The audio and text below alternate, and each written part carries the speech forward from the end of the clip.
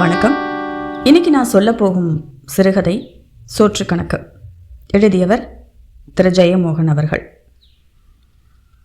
கெத்தேல் சாஹிப் அப்படின்னா கேள்விப்பட்டிருக்க மாட்டீங்க.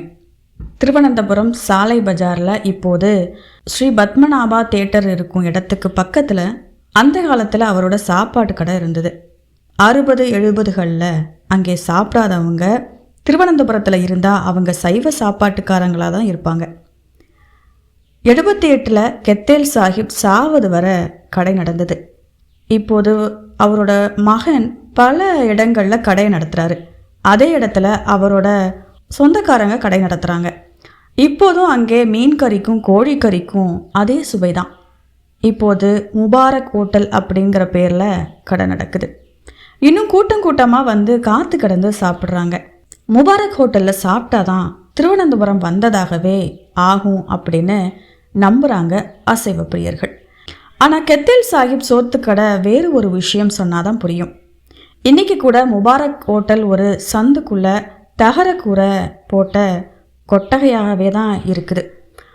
அன்னைக்குமே அது ஓலை வைந்த 15 அடிக்கு 8 அடி கொட்டகை தான். மூங்கிலை கட்டி மூங்கிலால் செஞ்ச பெஞ்சுகள், மூங்கிலால் ஆன மேஜை. கொட்டகை 4 பக்கமும் திறந்து கிடக்கும். வெயில் காலத்துக்கு சிலு சிலுன்னு காத்தோட்டமாக இருந்தாலும் மழையில் நல்லாவே சாரல் அடிக்கும். கேரளாவில் மழை காலம்தானே அதிகம். இருந்தாலும் கெத்தேல் சாஹிப்போட ஹோட்டலில் எந்த நேரமும் கூட்டம்தான் இருக்கும். எந்த நேரம்னா எப்படி சொல்கிறது, அவரோட கடை திறக்கிற நேரம் தெரியுமா? மதியம் 12 மணிக்கு திறப்பார், 3 மணிக்கெல்லாம் மூடிடுவார். அதுக்கப்புறம் சாயங்காலம் 7 மணிக்கு திறந்து ராத்திரி 10 மணிக்கு மூடிடுவார். காலை 11 மணிக்கே கடையில் முன்னால் ஒட்டு திண்ணையிலையும் எதிர்ப்பக்கம் ரஹ்மத் விலாஸ் அப்படிங்கிற தையல் கடையிலையும் மொத்த பலசரக்கு வணிகம் கடையில் குடோனோட வாசலில் நிறைய பேர் காத்து கிடப்பாங்க. எல்லாமே சாஹிப் கடையை திறப்பதற்கு அறிகுறியான வாசலில் தொங்க விடப்பட்டிருக்கும் சாக்குப்படுதாவை மேலே தூக்கி சுருட்டி வைக்கிற வரைக்கும் தான்.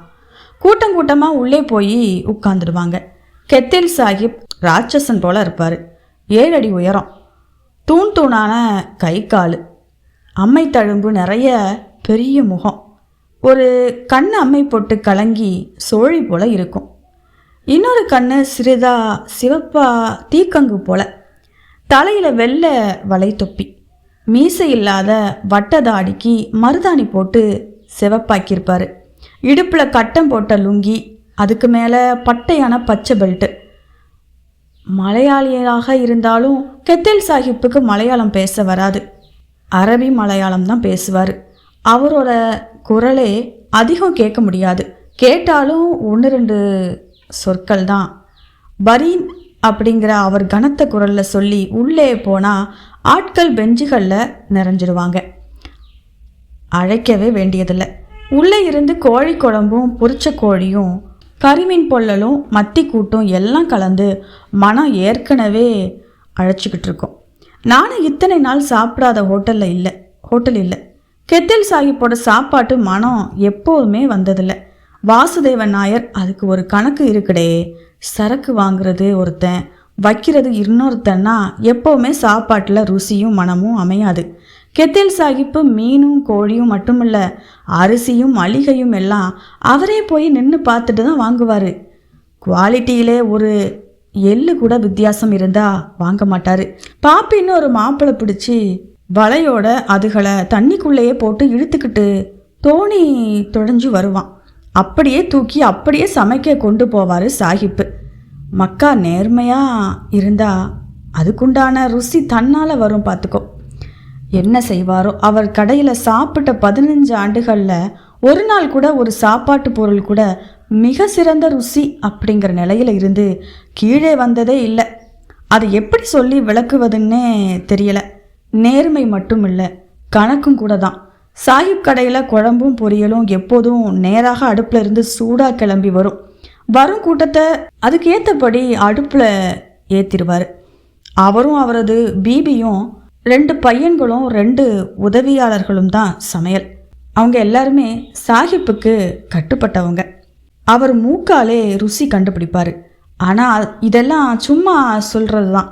அங்கே ஒரு தேவதை குடிகொண்டிருந்தது அப்படின்னு தான் சொல்லணும். சரி, தேவதை இல்லை, ஜின். அரேபியாவில் இருந்து வந்த ஜின் அல்ல, மலபாரில் ஏதோ கிராமத்தில் பிறந்து கல்லாய்ப்புழலின் தண்ணீர் குடித்த ஜின்.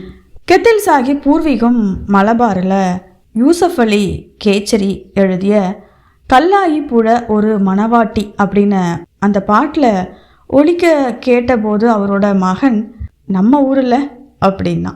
மற்றபடி அவரோட பூர்வீகம் பற்றி அவர் பேசியதே இல்லை. அவரை யாராவது மனவசியம் செஞ்சு பேச வச்சாதான் உண்டு.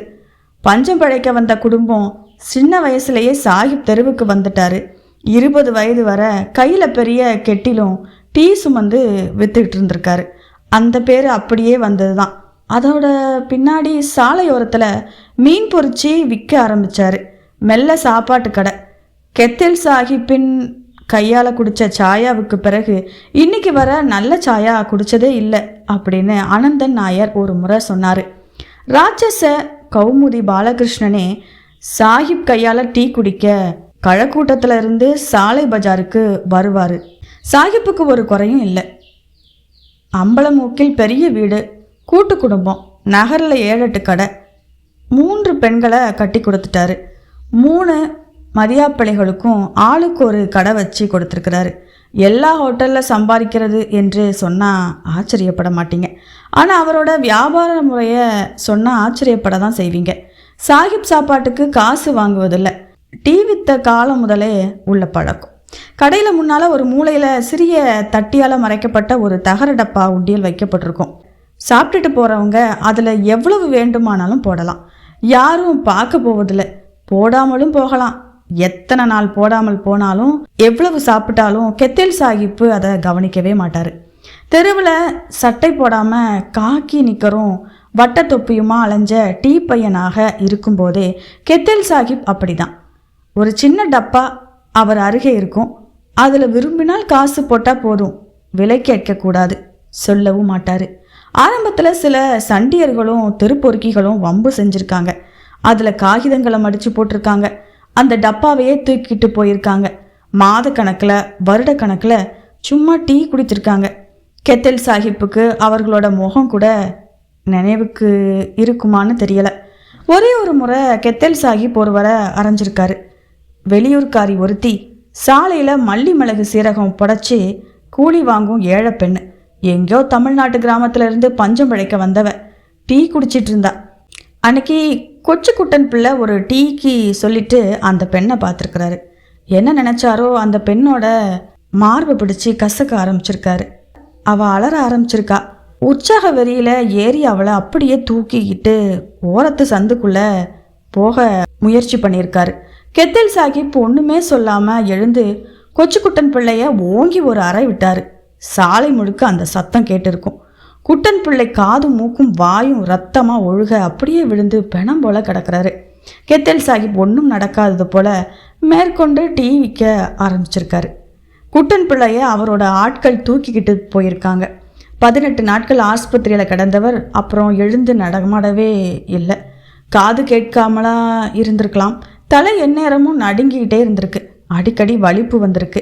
7 மாதம் கழித்து கரமண ஆற்றுல குளிக்கையில் வலிப்பு வந்து ஆற்றுக்குள்ளே போனவரை ஊதி போன சடலமாக தான் எடுக்க முடிஞ்சிருக்கு. ஒரு மாப்பிள்ளை எப்படி குலநாயகரை அடிக்கலாம் அப்படின்னு கிளம்பி வந்த கும்பலை சாலை மகாதேவர் கோயில் ட்ரஸ்ட் அனந்தன் நாயர் போய் சோழிமயிரை பாருங்கடே, நியாயத்தை விட்டு கழிச்சா சில சமயம் துளுக்கன் கையாலே சாவணும்னு இருக்கும், சில சமயம் எறும்பு கடிச்சும் சாவு வரும் அப்படின்னு சொல்லிட்டாரு. அவர் சொன்னப்புறம் சாலை பஜாரில் மறுபேச்சு இல்லை. நான் முதலாக கெத்தில் சாஹிப் கடைக்கு சாப்பிட வந்தது 68. என் சொந்த ஊர் கன்னியாகுமரி பக்கம் ஒசர வேலை. அப்பாவுக்கு கோட்ராட்டில் ஒரு ரைஸ் மில்லில் கணக்கு பிள்ளை வேலை. நான் நல்லா படிப்பேன். 11 ஜெயிச்சதும் காலேஜில் சேர்க்கணும்னு சொன்னாங்க.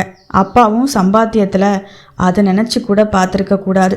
ஆனால் சொந்தத்தில் ஒரு மாமா திருவனந்தபுரம் பேட்டையில் இருந்தார். ஒரு சுமாரான அச்சகம் வச்சுருந்தார். அவர் மனைவிக்கு தாழக்குடி. எல்லாம் ஒன்றுக்குள்ளே ஒன்று தான். அப்பா என்னை கைப்பிடிச்சு கூட்டிகிட்டு போய் பஸ் ஏற்றி தம்பானூரில் இறக்கி பேட்டை வர நடத்தி கொண்டு சென்றார். நான் பார்த்த முதல் நகரம். தலையில் வச்ச தேங்காய் எண்ணெய் முகத்தில் வேர்வையோட சேர்ந்து வழிய கணுக்கால் மேலே ஏறிய ஒத்த வேட்டியும் பானைக்குள்ளே சுருக்கி வச்ச சட்டையும் செருப்பு இல்லாத கால்களுமா தான் பிரம்ம பிடிச்சு நடந்து போனேன். மாமாவுக்கு வேறு வழி இல்லை. அவரை சின்ன வயசில் அப்பா தூக்கி வளர்த்துருக்குறாங்க. யூனிவர்சிட்டி காலேஜில் ஆங்கில இலக்கியம் படிக்க சேர்ந்துட்டேன். அப்பா மனநிறைவோட கிளம்பி போனார். 1 ரூபாயை என் கையில் வச்சுக்கோ, செலவு செய்யாத, எல்லாம் மாமன் பார்த்து கொள்வான் அப்படின்னு சொன்னார். இந்த சுப்பம்மா உனக்கு இவன் இனிமே மருமோனி மட்டுமில்லை மகனுமாக்கும் அப்படின்னு கிளம்புனார். மாமனுக்கு மனம் இருந்ததா என்பது எனக்கு இன்னும் சந்தேகம்தான். மாமிக்கு கொஞ்சம் கூட மனம் இல்லை அப்படிங்கிறது அன்னைக்கு சாயங்காலம் சாப்பிடும்போதே தெரிஞ்சிடுச்சு. எல்லாரும் அப்பளம் பொரியல் சாம்பாரோட சாப்பிடும்போது என்னை அழைக்கலை. சாப்பிட்டு முடித்த பின்னாடி அடுப்ப இடையில் ஒரு அலுமினிய பாத்திரத்தில் எனக்கு தண்ணீர் விட்ட சோறு, அதிலேயே விடப்பட்ட குழம்பும் இருந்தது. அவமானங்களும் பட்டினியும் எனக்கு பழக்கம்தான். எல்லாவற்றையும் பொறுத்துக்கிட்டேன். பொறுத்து போக அவை அதிகமாக ஆயின. வீட்டில் எல்லா வேலைகளையும் நானே செய்ய வேணும். கிணத்தடியிலிருந்து குடங்குடமாக தண்ணீர் பிடிச்சு வைக்க வேணும். வீட்டை தினமும் கூட்டி பெருக்கணும். அவருடைய 2 பெண்களையும் பள்ளிக்கூடம் கூட்டிகிட்டு போய் விடணும். மூத்தவர் ராமலட்சுமி 8ஆம் கிளாஸு. அவளுக்கு கணக்கு சொல்லி கொடுத்து அவள் வீட்டு பாடத்தையும் செய்து கொடுக்கணும். இரவு சமையலறையை கழுவி விட்டு படுக்கணும். இவ்வளவுக்கும் எனக்கு அவர்கள் கொடுக்கறது திண்ணையில் ஒரு இடம், 2 வேளை ஊர்ன சோறும் ஊறுகாயும். எந்நேரமும் மாமி திருப்தியே இல்லாமல் இருந்தா. வீட்டுக்கு வரும் ஒவ்வொருத்தர்கிட்டையும் என்னை பற்றி புலம்பனான். நான் இன்னும் சோத்துல அவங்க கடனாளி ஆகிட்டு இருப்பதா சொன்னான். நான் புத்தகத்தை விரிப்பதை பார்த்தாலே அவளுக்கு வெறிக்கிளம்பா கத்த ஆரம்பிச்சிருவா. நான் எதையுமே அப்பாவுக்கு எழுதலை. அங்கே வீட்டில் இன்னும் 2 தம்பியும் ஒரு தங்கையும் இருந்தாங்க. பாதி நாள் ரைஸ் மில்லில் அரிசி புடைக்கிறதுல கழிச்சி போடும் கருப்பு கலந்த குருண அரிசியை கஞ்சியாக காய்ச்சி தான் குடிப்போம். ஓடக்கரையில் வளர்கிற கொடுப்பைக்கீரை குழம்பை தான் என் நினைவு தெரிஞ்ச நாள் முதல்ல தினமும் சாப்பிட்டுட்டு வந்தேன். தேங்காய் கூட இல்லாமல் கீரையை வேக வச்சு பச்சை மிளகாய் புளி போட்டு கடைஞ்சி வச்ச குழம்பு தான் இருக்கும். பல சமயம் பசி வேகத்தில் அந்த மனமே வாயில் நீரூற செய்யும். என்னைக்காவது ஒரு நாள் அம்மா துணிஞ்சி 4 நாவுக்கு மத்தி சலை வாங்கினா அன்னைக்கெல்லாம் வீடெங்கும் மனமாக இருக்கும். அன்னைக்கு நல்ல அரிசியில் சோறு சமைப்பா. நாள் முழுக்க தியானம் போல் மத்தி குழம்பு நினப்பு தான் இருக்கும். எத்தனை முயற்சி பண்ணாலும் மனசை வேற எங்கேயுமே செலுத்த முடியாது. அம்மா கடையில் சட்டியில் ஒட்டிய குழம்புல கொஞ்சம் சோத்தை போட்டு தொடச்சி பிசைஞ்சு வாயில் போட போனால் அதில் பங்கு கேட்டு தம்பி போய் கை நீட்டுவான். கல்லூரிக்கு ஃபீஸ் கொடுக்க வேண்டியிருந்தது.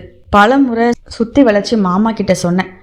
கடைசியில் நேரடியாகவே கேட்டேன், உங்கள் அப்பாவுக்கு எழுதி கேளு, இங்கே தங்கி சாப்பிடத்தான் நான் சொல்லியிருக்கேன் அப்படின்னாரு. அப்பாவுக்கு எழுதுறதுல அர்த்தமே இல்லை அப்படின்னு தெரியும். 1 வாரம் கழித்து என்னை காலேஜில் இருந்து நின்றுட சொல்லிட்டாங்க. ஃபீஸ் கட்டின பிறகு வந்தால் போதும்னு சொல்லிட்டாங்க. நான் பித்து பிடிச்சவன் போல் அலைஞ்சேன். தம்பானூர் ரயில் நிலையத்துக்கு போய் நாளெல்லாம் இரும்பு சத்தத்தை கேட்டுக்கிட்டு அமர்ந்திருந்தேன். விதவிதமாக 1000 முறை தண்டவாளத்தில் விழுந்து செத்தேன். அப்போதான் என்னோட படித்த குமாரப்பிள்ளை அப்படிங்கிற ஒரு மாணவன் ஒரு வழி சொன்னான். என்னை அவனே கூட்டிக்கிட்டு போய் சாலையில் கே நாகராஜா பனிக்கர் அரிசி மண்டியில் மூட்டை கணக்கு எழுதும் வேலைக்கு சேர்த்து விட்டான். சாயங்காலம் 5 மணிக்கு வந்தால் போதும், இரவு 12 மணி வரை கணக்கு எழுதணும். ஒரு நாளுக்கு 1 ரூபா சம்பளம், 40 ரூபா அட்வான்ஸாக கொடுத்தாரு. அதை எடுத்துகிட்டு போய் ஃபீஸ் கட்டினேன். தினமும் வீடு போய் சேர மணி 1 இல்லை 2 ஆயிரும். காலையில் 7 மணிக்கு தான் எழுந்திருப்பேன். காலேஜ் இடைவேளைகளில் வாசித்தாதான் உண்டு. ஆனாலும் நான் நல்ல மாணவனாக இருந்தேன். வகுப்புகளில் கூர்ந்து கவனிக்கும் வழக்கம் எனக்கு இருந்துச்சு. நேரம்தான் போதவில்லை. யூனிவர்சிட்டி காலேஜில் இருந்து செக்ரட்டரியேட் வழியாக குறுக்காக பாஞ்சி கரமண வழியாக சாலை பஜாருக்கு போக 3/4 மணி நேரம் ஆகிடும். சண்முகப்பிள்ளை கடைசி கிளாஸ் எடுத்தாருன்னா 4:30 மணி வரை கொண்டு போவார். நான் போவதற்கு லேட்டானால் பரமசிவம் கணக்கு பார்க்க வந்து உட்காந்துருவான். அதுக்கப்புறம் போனாலும் பிரயோஜனம் இல்லை. வாரத்தில் 4 நாள் தான் சரக்கு வரும். அதில் ஒரு நாள் போனால் வாரத்தில் 1/4 பங்கு வருமானம் இல்லாமல் ஆகிடும். மாதம் எனக்கு பணமே தரலை. வர வேண்டிய 15 ரூபாயும் பணிக்கர் முன்பணத்தில் வரவு வச்சுட்டாரு. நான் காலை எழுந்ததும் மாமியை முன்னாடி ஒரு நோட்டு புத்தகத்தை கொண்டு வந்து வச்சுட்டு போனான். புரட்டி பார்த்தேன். பழைய நோட்டு. நான் வந்த நாள் முதல் சாப்பிட்ட ஒவ்வொரு வேலைக்கும் கணக்கு எழுதப்பட்டிருந்துச்சு. ஒரு வேலைக்கு 2 கணக்கு போட்டு மொத்தம் 48 ரூபாய் என்னோட கணக்கில் இருந்திருக்கு. எனக்கு தலை சுத்துச்சு. மெதுவாக சமையலறைக்கு போய், என்ன மாமி இது அப்படின்னு. சோறு சும்மா போடுவாளா? நீ இப்போ சம்பாதிக்கிறல, கொடுத்தாதான் உனக்கு மரியாதை. எனக்கும் மரியாதை என்றாள். கணக்கு தப்பா இருந்தா சொல்லு பார்ப்போம். நான் அப்பமே இருந்து ஒரு நாள் விடாமல் எழுதிட்டு தான் வரேன். நான் கண்ணு கலங்கி தொண்டை அடைச்சி பேசாமல் நிற்கிறேன். அப்புறம் நான் இப்படின்னு நினைக்கல மாமி. எனக்கு அவ்வளோ ஒன்றும் கிடைக்காது. ஃபீஸ் கட்டணும், புக்கு வாங்கணும் அப்படின்னு சொன்னேன். இந்த பாரு, நான் உனக்கு என்னத்துக்கும் சும்மா சோறு போடலை. எனக்கு 2 பொண்ணு இருக்குது. நாளைக்கு அதுகளை ஒருத்தங்கிட்ட அனுப்பணும்னா பணமும் நகையுமா எண்ணி வைக்கணும். பார்த்துக்கோ. கணக்காக இருந்தால் உனக்கும் மரியாதை, எனக்கும் மரியாதை.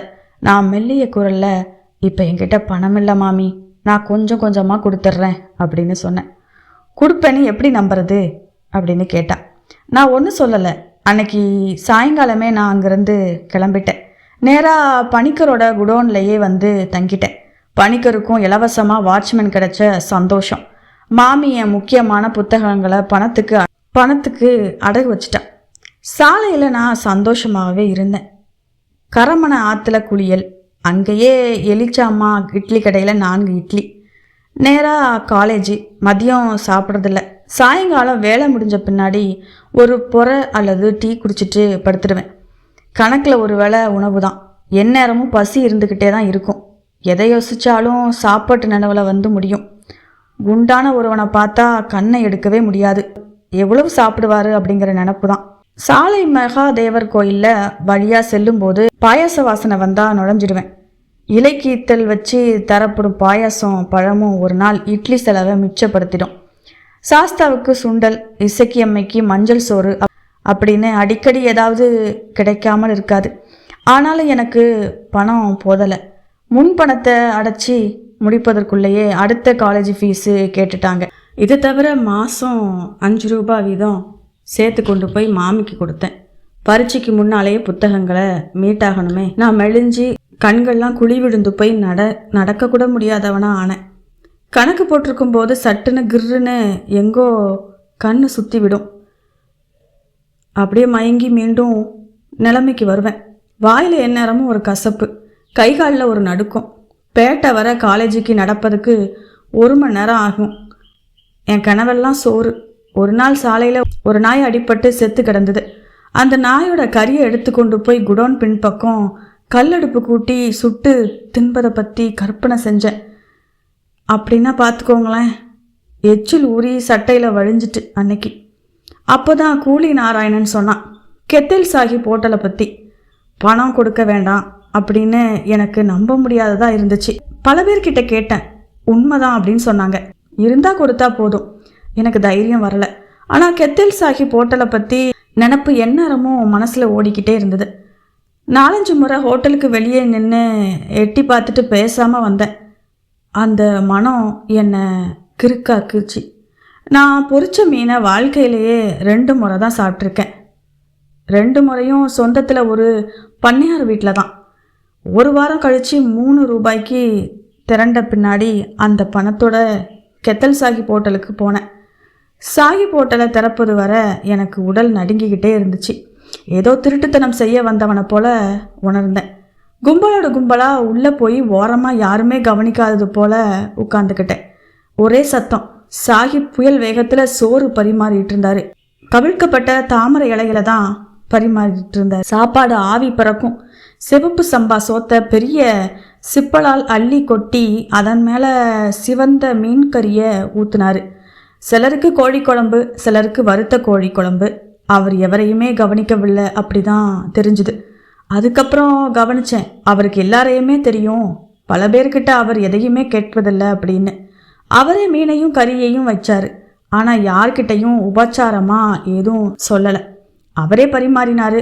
2வது முறை குழம்பு பரிமாற மட்டும் ஒரு பையன் இருந்தான். என்கிட்ட வந்தவர் என்னை ஏறிட்டு பார்க்குற, எந்த பிள்ளைச்சன்? புத்தனா வந்தன அப்படின்னாரு. என்னை வெள்ளாளன் அப்படின்னு எப்படி கவனிச்சாருன்னு வியப்பா பேசாமல் இருந்தேன். சோத்தை கொட்டி அதுக்கு மேலே குழம்பை ஊற்றினாரு. ஒரு பெரிய பொரிச்ச சிக்கன் கால், 2 துண்டு பொரிச்ச மீன்.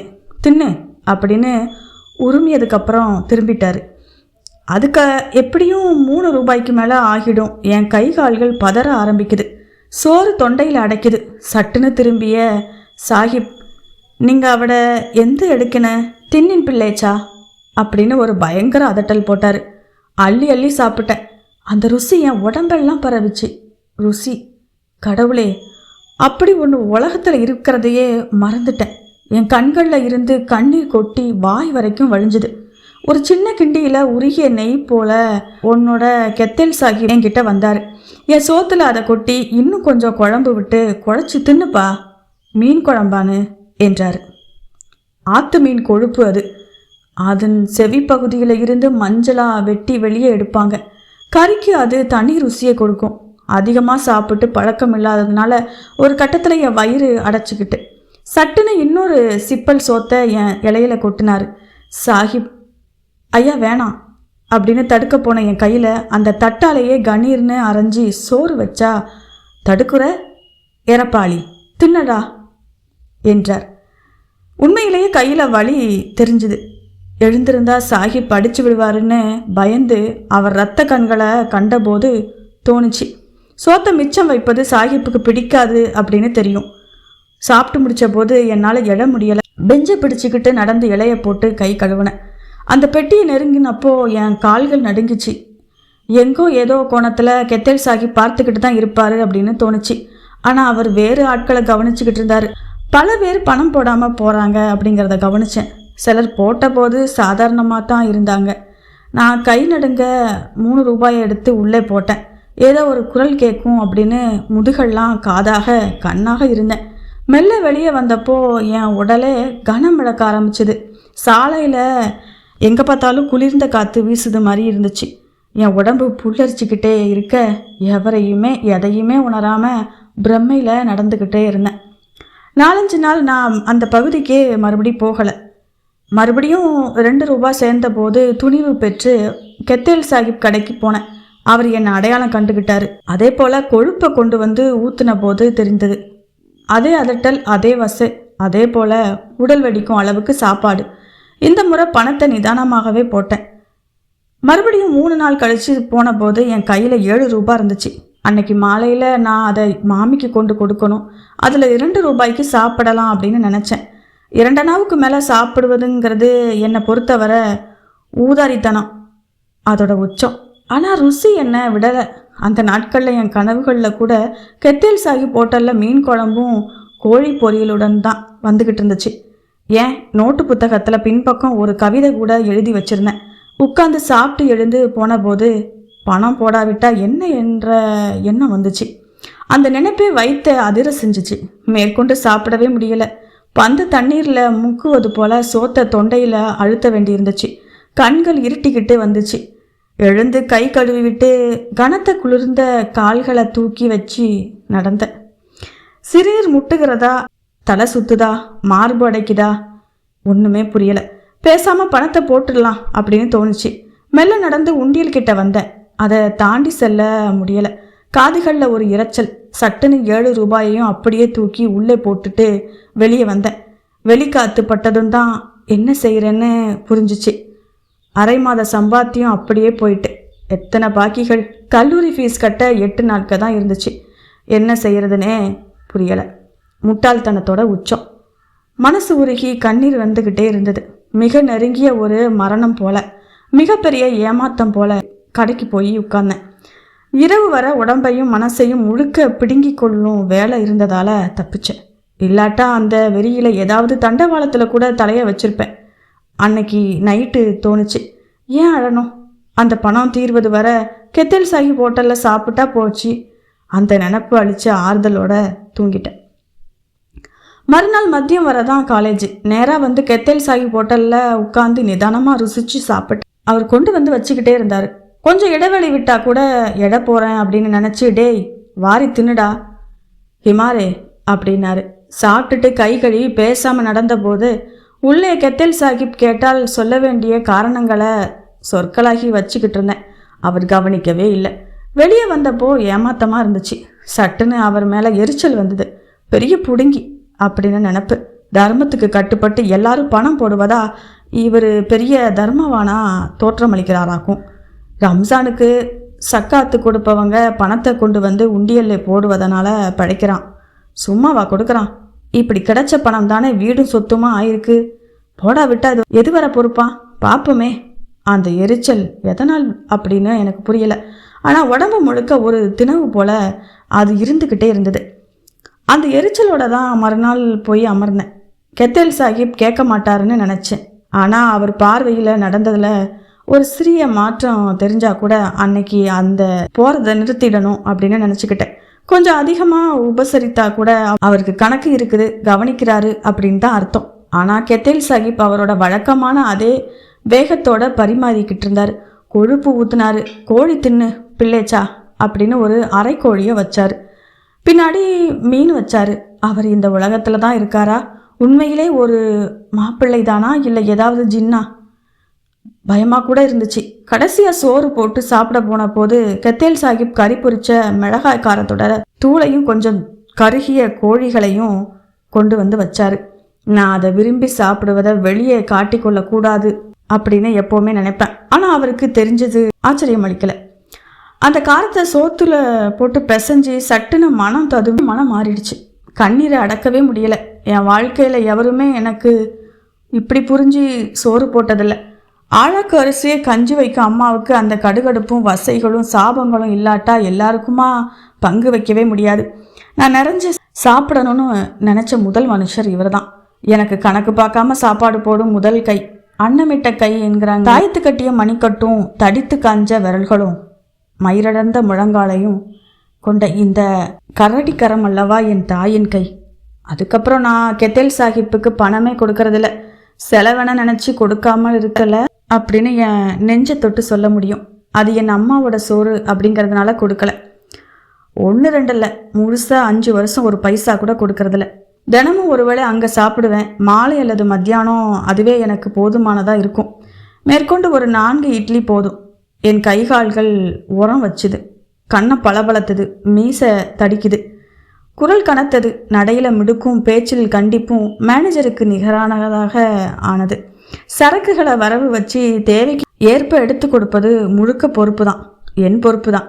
படிப்பு செலவு போக ஊருக்கும் மாதம் தோறும் பணம் அனுப்பினேன்.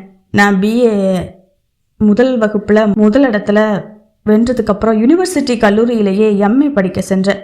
சாலையில் அருணாச்சலம் நாடார் கடை மேலே ஒரு அறையை வாடகைக்கு எடுத்துக்கிட்டேன். ஒரு நல்ல சைக்கிள் வாங்கினேன். ஒவ்வொரு நாளும் கெத்தேல் சாஹிப்போட கையால் சாப்பிட்றேன். மெதுவாக பேச்சு குறைஞ்சி அவர் என்ன பார்க்குறாரா சந்தேகம் வர ஆரம்பிச்சுதா. ஆனால் என் மேலே அவரது கனத்த கைகள் உணவோடு நீளும்போது தெரியும் அது அன்பே உருவான அம்மாவோட கையின்னு. தம்பி சந்திரன் 11 முடித்துட்டு டிரைவிங் லைசன்ஸ் எடுத்து அரசு போக்குவரத்து கழகத்தில் சேர்ந்தபோது வீட்டு கஷ்டம் குறைஞ்சிது. நான் அவ்வப்போது அம்மா வீட்டுக்கு போவேன். அம்மா நல்லா அரிசி வாங்கி மீன் குழம்பு வச்சு அவளே பரிமாறுவா. ஆனால் எத்தனையோ காலமாக நீண்டு நின்ற வறுமை அவளுக்கு பரிமாற தெரியாது. ஒரு கண் எப்போதும் பானையில் இருக்கும். சோத்தை சட்டியில் இருக்கும் குழம்பையும் கணக்கு போடுவதை தவிர்க்க முடியாது. திரும்ப கொட்டி விடுவா. இன்னும் கொஞ்சம் குழம்புனா அவளுடைய அகப்பை சில சொட்டுகள் தான் அள்ளும். கையோ மனமோ குறுகி விட்டது. அந்த சோத்தை அள்ளி வாயில் போடுறதே சலிப்பாக தெரியும். பலவீனமாக சாப்பிடா என்பாள் அம்மா. தலையசைச்சு முகம் கழுவி கொள்வேன். எம்ஏயில் பல்கலைக்கழகத்தில் 2ஆம் இடத்துல வந்தேன். உடனே அதே யூனிவர்சிட்டி கல்லூரியில் ப்ரொஃபஸராக வேலை கிடச்சிது.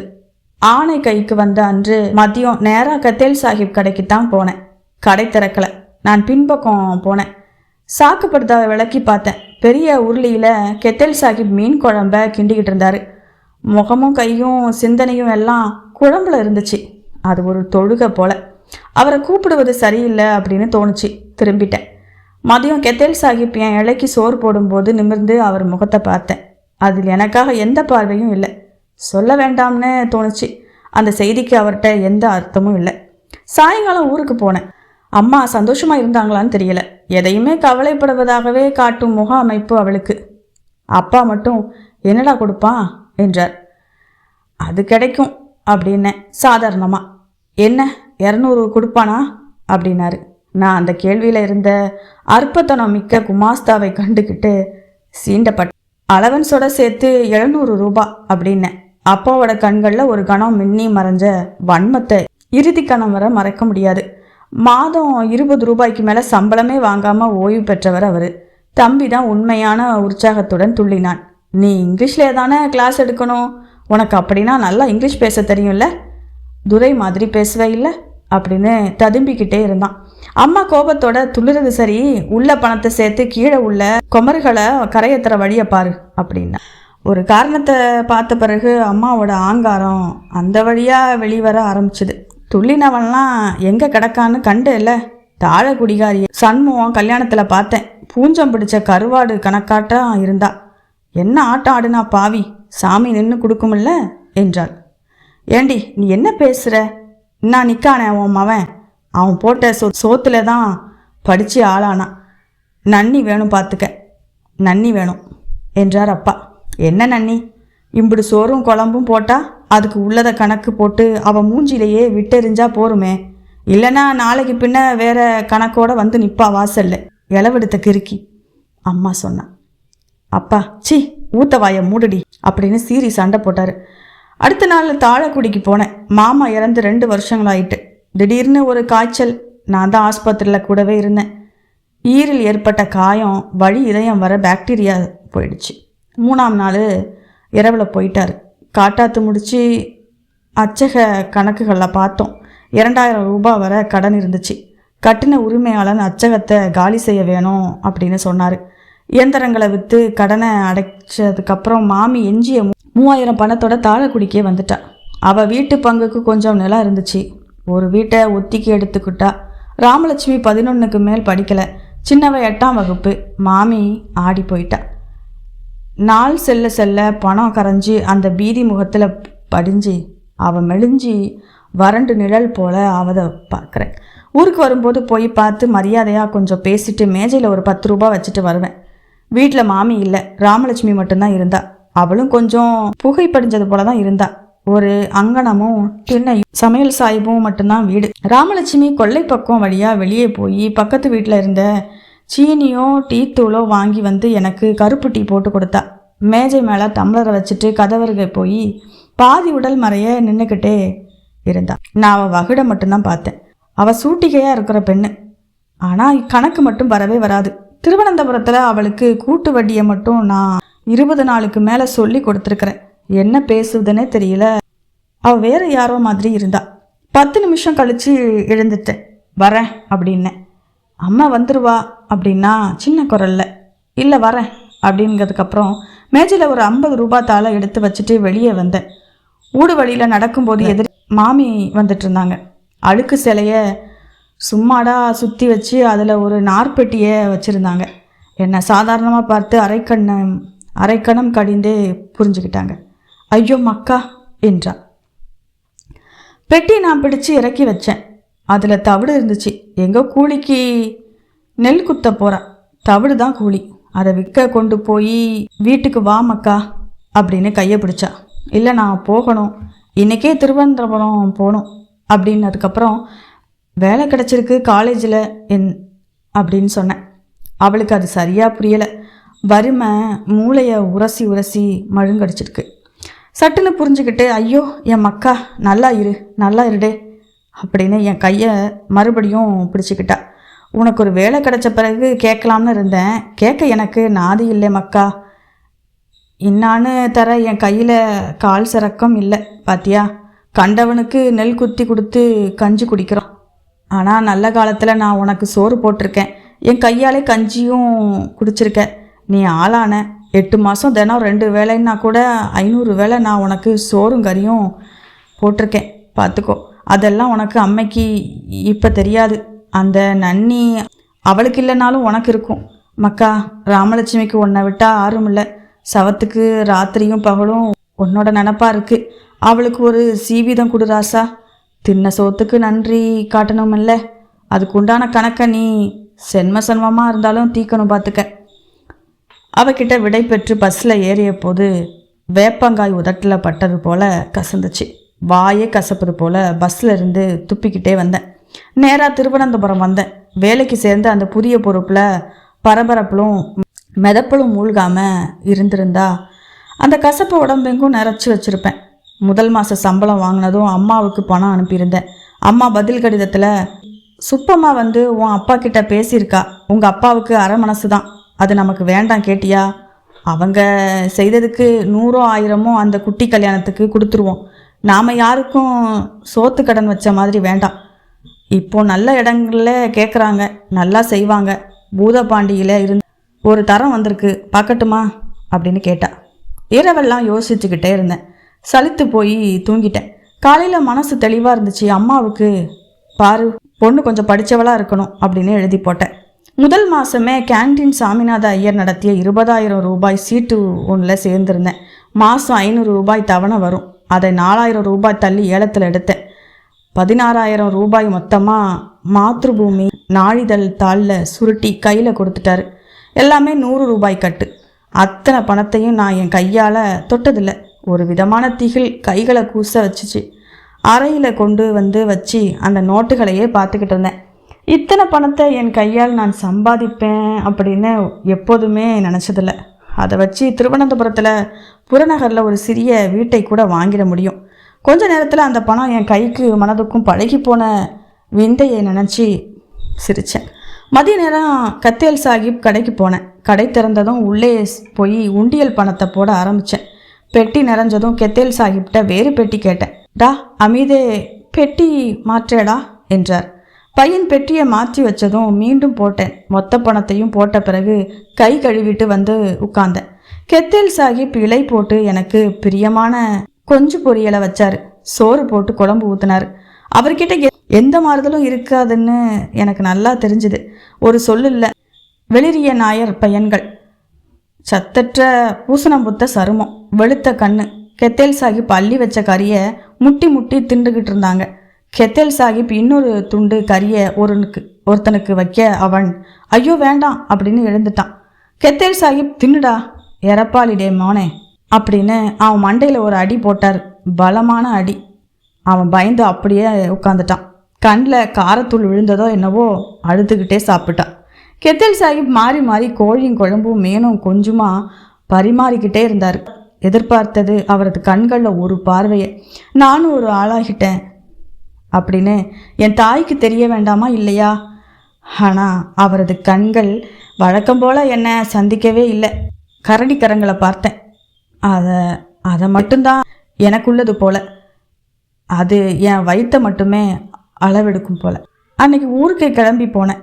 ராமலட்சுமியை அடுத்த ஆவணியில் திருமணம் செய்து கூட்டிக்கிட்டு வந்தேன். இதோட இந்த கதை முடிந்தது நண்பர்களே. இந்த கதையை பற்றின உங்களுடைய கருத்துக்களை மறக்காமல் கமெண்ட் செக்ஷனில் பதிவிடுங்க. மீண்டும் அடுத்த கதையில் சந்திக்கலாம். நன்றி, வணக்கம்.